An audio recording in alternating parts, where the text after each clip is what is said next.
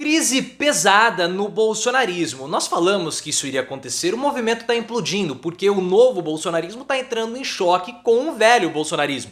E o alvo da vez é o governador de São Paulo, Tarcísio de Freitas, que alguns correligionários de Bolsonaro estão vendo como um traidor e querem que o Bolsonaro dê um enquadro no Tarcísio, porque ele tem se distanciado do Bolsonaro com o passar do tempo. E na pesquisa interna do PL, ele foi apontado como a segunda pessoa com maior potencial de ser o herdeiro do Bolsonaro.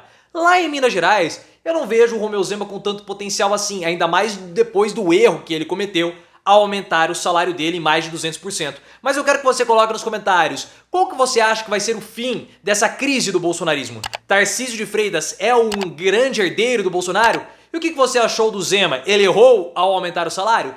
Deixe seu like se você gosta de ver o bolsonarismo em crise e quer que ela aumente, e se inscreva no canal. Saiu recentemente uma pesquisa no PL. Foi uma pesquisa feita lá internamente, a Thaís Oyama trouxe para nós o resultado.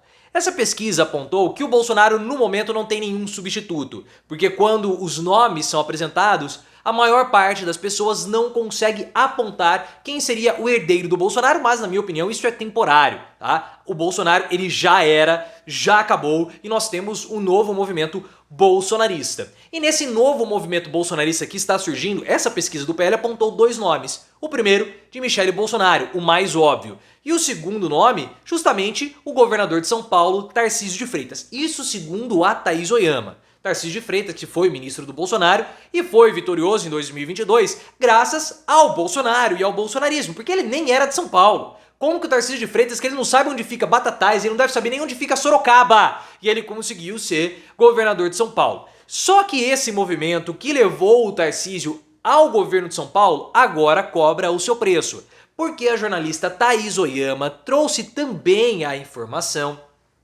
que alguns correligionários do Bolsonaro estão pezinhos da vida com o Tarcísio de Freitas e começam a chamá-lo de traidor. Vocês sabem que o Carluccio, ele deu uma indireta no Tarcísio de Freitas. Link aqui no card para que vocês lembrem dessa história toda. Mas os correligionários do Bolsonaro começaram a falar o seguinte: olha, o Tarcísio de Freitas, ele foi vitorioso graças ao bolsonarismo. E isso eles têm total razão. Só que até o momento, ele não retribuiu ao bolsonarismo e muito menos à direita. Porque em algumas pastas do secretariado dele, como a pasta da cultura, ele tem colocado inimigos lá dentro. Ele tem colocado esquerdistas lá dentro. Então ele foi vitorioso com o bolsonarismo e agora está governando com inimigos. Ora, inimigos esquerdistas ainda? Então os bolsonaristas, os correligionários do Bolsonaro, estão cobrando o enquadro do ex-presidente da República no Tarcísio de Freitas. É sempre bom lembrar que o Tarcísio de Freitas ele não é do PL, ele é do Republicanos e tem uma proximidade muito grande com o Gilberto Kassab, que no plano federal tenta ser aliado do Lula. E é muito, mas muito possível que o Tarcísio de Freitas pule de canoa e vá para o PSD. Porque faz sentido esse movimento do Tarcísio. Porque desde o final da disputa de 2022, quando ele derrotou o Haddad pelo governo de São Paulo, o Tarcísio começou com um papo meio esquisito, falando o seguinte: olha, eu nunca fui bolsonarista raiz. Aí ele tenta se reaproximar do Bolsonaro, falando que o Bolsonaro é um grande líder, coisa do tipo, porque ele sabe que a batata dele tá assando. E ele sabe que ele tá sendo alvo dos bolsonaristas. Ele sabe, claro, ele consegue perceber isso. Foi atacado pelo Carluccio. O Carlos Bolsonaro fez a postagem lá, deu uma indireta ao Tarcísio de Freitas, falou: esse pessoal da nova direita é o Tarcísio, porque quando houve aquelas chuvas no litoral de São Paulo, que houve todo aquele desastre humanitário, o Tarcísio de Freitas, ele se deixou fotografar, se encontrou abertamente com o Lula e foi muito elogiado por esse encontro com o Lula. E logo depois, o Tarcísio de Freitas sobrevoou as áreas atingidas pela chuva com a Marina Silva, a ministra do Meio Ambiente, que os bolsonaristas simplesmente detestam. Então o Tarcísio, ele buscou a oportunidade com o episódio das chuvas para se distanciar do Bolsonaro, porque ele não é bobo, pessoal. O Tarcísio de Freitas sabe que esse movimento radical do bolsonarismo já ficou para trás, foi derrotado junto com o Bolsonaro em 2022. Tanto que o próprio PL pensa isso. Mesmo que o Bolsonaro não fique inelegível, o que ele vai ficar, ele não tem a mínima condição de disputar 2026. Ele pode até sair como candidato, mas ganhar não ganha mais. Então o que nós estamos vendo? O embate do velho contra o novo. O velho bolsonarismo radical, personificado em Bolsonaro, com todas aquelas bobagens dele, né? Todo aquele discurso virulento, está ficando cada vez para trás.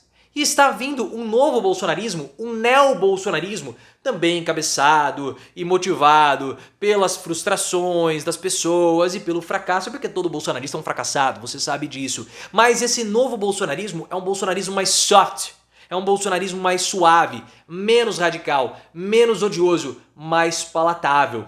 Então esse novo bolsonarismo, ele começa a pedir passagem e vai ultrapassar o bolsonarismo mais antigo. E quando isso acontecer, toda a força política de Bolsonaro e principalmente da família vai ter sido liquidada. Porque a Michelle, beleza, ela é esposa do Bolsonaro, aparecer na frente dos filhos, ótimo, mas o Tarcísio de Freitas aparecer na frente, aí já é uma outra história muito, mas muito da esquisita. E mais ainda, eu vejo que essa situação do Tarcísio de Freitas também está envolvendo a crise em São Paulo. Por quê?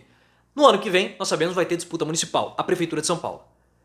E os bolsonaristas, eles querem colocar o Ricardo Salles como sendo o candidato do bolsonarismo. Tanto que o Salles tem forçado essa candidatura e está provocando problemas no diretório de São Paulo. O diretório do Rio de Janeiro, do PL, também está rachado, tem um problema absurdo. Link aqui no card para você entender toda essa história.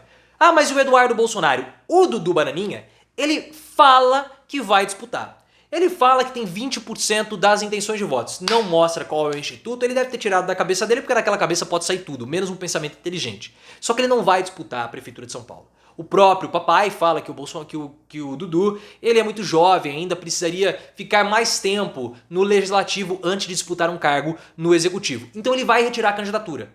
E é muito possível que o candidato seja o Ricardo Salles. O Ricardo Salles tem forçado uma candidatura pelo PL. Só que o PL, que é o partido do Salles, o Bolsonaro, vai apoiar o Ricardo Nunes, que é o atual prefeito de São Paulo. O Salles tem até ameaçado romper com o partido e sair para um partido nanico. E eles foram, Salles e o Eduardo Bolsonaro, foram conversar com o Tarcísio de Freitas. O Tarcísio de Freitas, ele não pode se distanciar do Ricardo Nunes, por conta das políticas em São Paulo. Então ele falou, olha, eu não sou contra, mas eu não posso também ser a favor. Então ele pulou fora do barco. Pode ser isso também que esteja pressionando o Bolsonaro a dar um enquadro no Tarcísio e ele é um potencial traidor. Ah, mas e lá o Romeu Zema? Eu não vejo o Romeu Zema como sendo um potencial herdeiro do Bolsonaro. Porque o bolsonarismo, nós estamos vendo que ele está adotando um caráter mais religioso. E o PL, do Valdemar Costa Neto, quer ser o principal partido conservador do Brasil. Ou seja, ele quer transformar o bolsonarismo em um movimento conservador mesmo.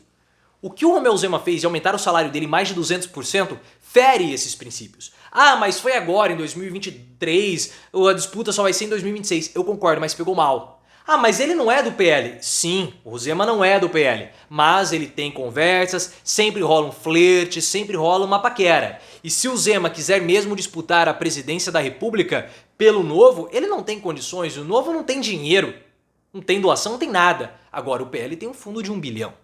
Então por isso que eu vejo que os dois principais postulantes mesmo, a herdeiros do Bolsonaro, são Michelle e também o Tarcísio. Mas e na sua opinião?